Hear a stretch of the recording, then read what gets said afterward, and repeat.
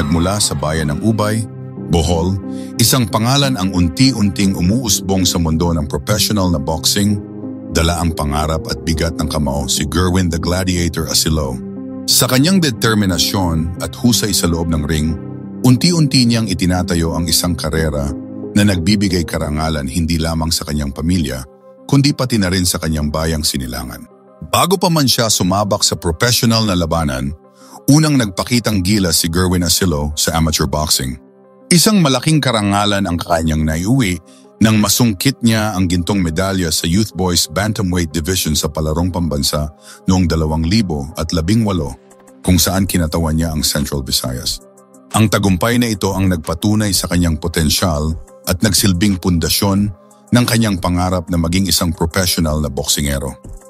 Sunod-sunod ang kanyang naging panalo na nagpamalas ng kanyang bilis, lakas at taktika sa loob ng ring, dahilan upang mabansagan siyang The Gladiator. Kabilang sa mga nauna niyang tagumpay ay ang pagwawagi sa bakanting WB o Asia Pacific Youth Bantamweight title.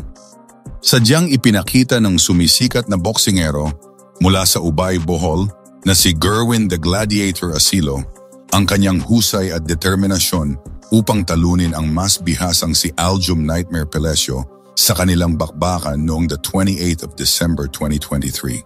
Ang laban na ginanap sa Bohol Wisdom School Gymnasium sa Tagbilaran City ay ang co-main event ng Kumongbol Anon 13th at itinampok ang pag-aagawan para sa bakanting World Boxing Organization Asia Pacific Youth Bantamweight title. Bagamat parehong palalaban, malinaw na nagwagi si Asilo sa pamamagitan ng isang unanimous decision matapos ang 10 mahihirap na round.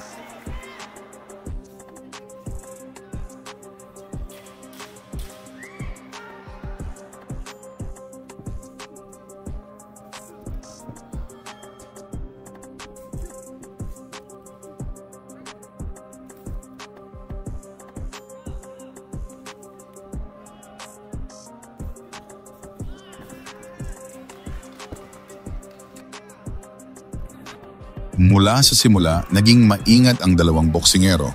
Sinubukan ni Asilo na gamitin ang kanyang bilis at jab upang makontrol ang distansya, habang si Pelesio na mas may karanasan ay nag-abang ng pagkakataon para sa kanyang malalakas na suntok. Sa mga unang round, naging epektibo ang diskarte ni Asilo. Madalas siyang nakakapasok gamit ang kanyang jab-straight combinations bago pa man makaporma si Pelesio. Ipinakita ni Asilo ang magandang footwork na nagbigay daan sa kanya upang makaiwas sa mga counterpunch ni Pelesio.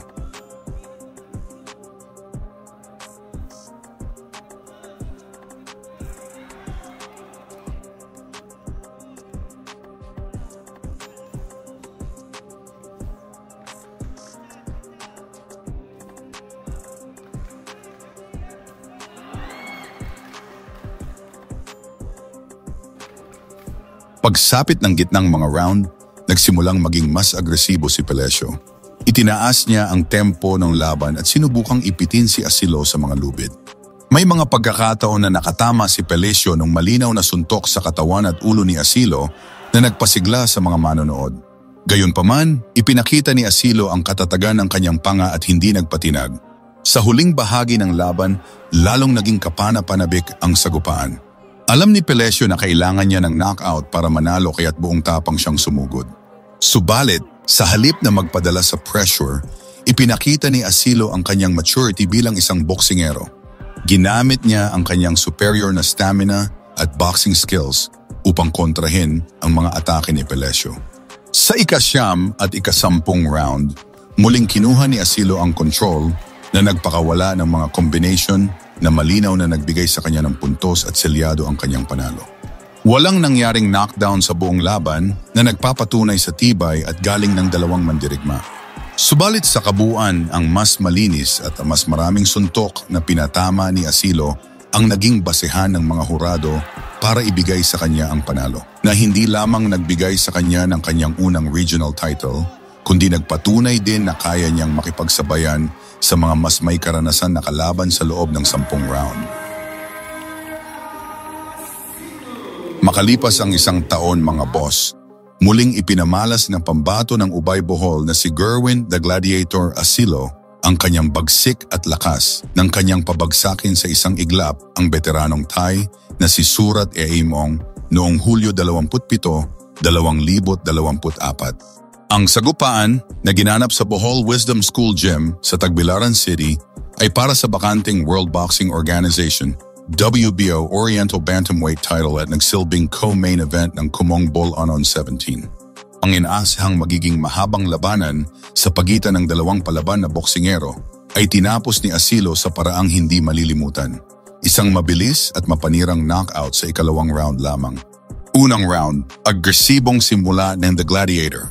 Mula pa lamang sa pagtunog ng bell, hindi na nagsayang ng oras si Gerwin Asilo. Agad niyang ipinakita kung bakit siya ang binansagang The Gladiator. Naging lubos na agresibo ang 23 taong gulang na Filipino, agad na sinugod si Surat Eamong. Maingat niyang binantayan ang bawat kilos ng kanyang kalaban habang walang tigil na nagpapakawala ng mga suntok.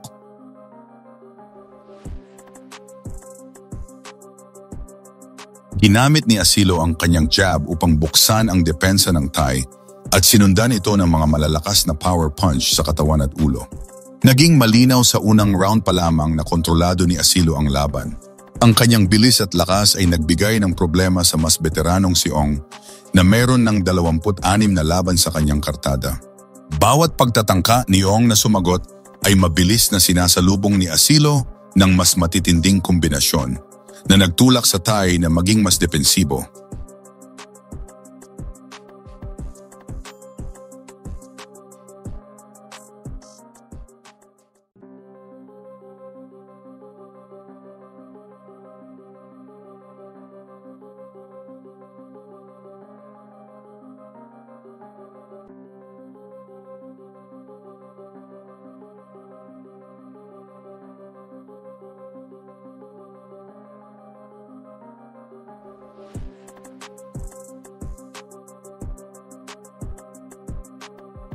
Pagtuntong ng ikalawang round, hindi binago ni Asilo ang kanyang diskarte. Patuloy niyang pinahirapan si Ong, nag-aabang ng tiempo upang makahanap ng butas sa depensa nito. Nagpakawala siya ng mga jab straight combination upang sukatin muli ang kalaban. Kalahati ng round, nakita ni Asilo ang pagkakataong kanyang hinihintay. Matagumpay niyang nag-corner si Ong at nagpakawala ng isang malakas na right straight. Nang bahagyang yumuko si Ong mula sa tama ng suntok, dito na pinakawalan ni Asilo ang kanyang sandatang nagpanalo sa kanya ng gabi. Isang matulis o malutong na kanang uppercut na tumama ng sapul sa panga ng Thai. Hindi pa nakontento, sinundan pa ito ni Asilo ng isa pang uppercut na lalong nagpayanig kay Ong at nagpabagsak dito sa lona. Bagamat sinubukan pa ng 17 taong gulang na si Ong na bumangon, kitang-kita ang epekto ng mga suntok at hirap na siyang makatayo. Matalinong winagayway ng referee ang laban na nagdeklara kay Gerwin Asilo bilang panalo sa oras na 19 ng ikalawang round. Isinuot niya ang kanyang ikalawang regional title, ang WBO Oriental Bantamweight belt, na idinagdag niya sa kanyang WBO Asia Pacific Youth title na napanalunan niya noong Disyembre 2023. Ang panalo ay isang malaking hakbang sa kanyang karera at nagpatunay na siya ay isang lehitimong puwersa sa bantamweight division na may lakas na kayang tumapos ng laban anumang oras. Para naman kay Surat Eamong, ito ang kanyang ika-6 na talo, 1961, at ikatlong sunod na pagkabigo sa isang laban para sa regional title. Kung gabing iyon sa Tagbilaran, ay pinangpagpapatunay sa lumalagong lakas at galing ni Gerwin The Gladiator Asilo, isang pangalan na dapat abangan sa mundo ng boxing.